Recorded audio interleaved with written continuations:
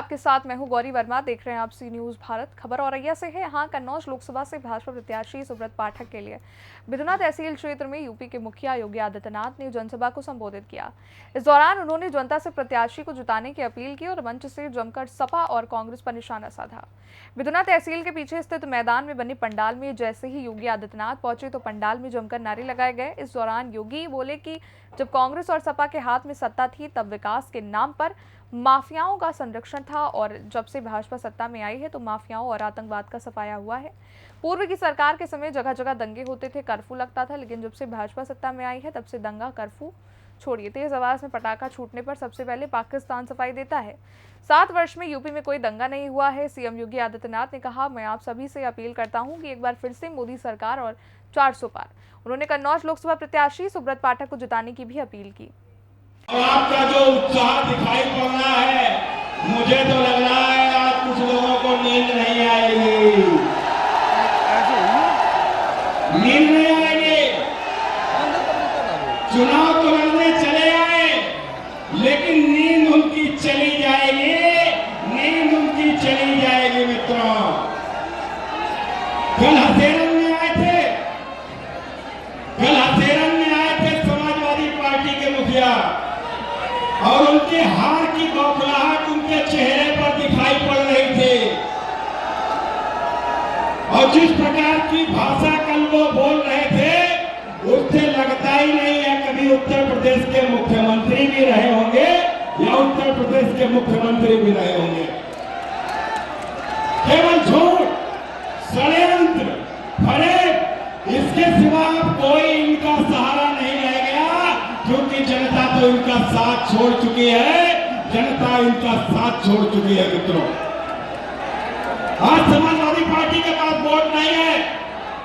आज समाजवादी पार्टी के पास ठेकेदार है। ठेकेदार जो चुनाव नहीं था, जब ये सरकार में थे तो एक इन्होंने ठेकेदारी की व्यवस्था बनाई थी। बाबूजी सरदेव कल्याण सिंह जी का पूरा जीवन प्रदेश के विकास के लिए समर्पित था, राम जन्मभूमि के लिए समर्पित था। उनकी मृत्यु हुई, समाजवादी पार्टी के लोगों ने एक भी शब्द संवेदना के व्यक्त नहीं किए। जबकि मुलायम सिंह जी की मृत्यु हुई थी, मैं स्वयं, मेरे प्रदेश अध्यक्ष, हम लोग उनके गांव गए थे, श्रद्धांजलि देने के लिए गए थे, क्योंकि वो पूर्व मुख्यमंत्री थे। लेकिन सरदेव बाबूजी कल्याण सिंह जी का निधन हुआ, समाजवादी पार्टी ने एक भी शब्द नहीं व्यक्त किए। बहनों और भाइयों, वही अभी हाल ही में एक कुख्यात माफिया जो तमाम लोगों की हत्या का अपराधी था, उसकी मौत होती है और समाजवादी पार्टी के अध्यक्ष वहां फतिया पढ़ने के लिए उसके घर जाते हैं। देखा ना आपने क्या हाल है इन लोगों के। यानी आपके नेता बाबूजी कल्याण सिंह जी दिवंगत हो जाए तो संवेदना के शब्द नहीं, एक माफिया मर जाए तो माफिया के मरने पर घड़ियाली आंसू बहाने के लिए जाते हैं, क्योंकि इन माफियाओं को पाला इसी समाजवादी पार्टी ने था, जो यहां के व्यापारियों के लिए, यहां के उद्यमियों के लिए, यहां के किसानों के लिए, यहां की बेटियों की सुरक्षा के लिए खतरा थे। वही माफिया और अपराधियों को ये लोग अपने गले का हार बना करके पूरे प्रदेश में तांडव मचाते थे। समाजवादी पार्टी ने तो कन्नौज में बने हुए मेडिकल कॉलेज का ही नामकरण बदल दिया था। और तो हमने, जब मैं पिछले दिनों भी कन्नौज गया था, श्री सुब्रत पाठक से सीम अरुण इन सब ने मुझसे कहा कि बाबा साहब भीमराव अंबेडकर के नाम पे मेडिकल कॉलेज का नामकरण था, समाजवादी पार्टी ने हटाया है, और बाबा साहब देश के संविधान के शिल्पी हैं, उनके नाम पे फिर से होना चाहिए। और बहनों और भाइयों, मुझे बताते हुए प्रसन्नता है, कन्नौज मेडिकल कॉलेज का नामकरण फिर से बाबा साहब भीमराव अंबेडकर मेडिकल कॉलेज हो गया है।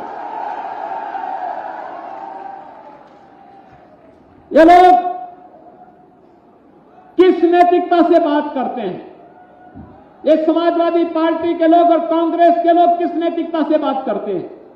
इनके समय में लोग भूखों मरते थे और इस समय 80 करोड़ लोग फ्री में राशन की सुविधा का लाभ देश के अंदर प्राप्त कर रहे हैं। कांग्रेस और सपा के समय में लोग उपचार के अभाव में मरते थे।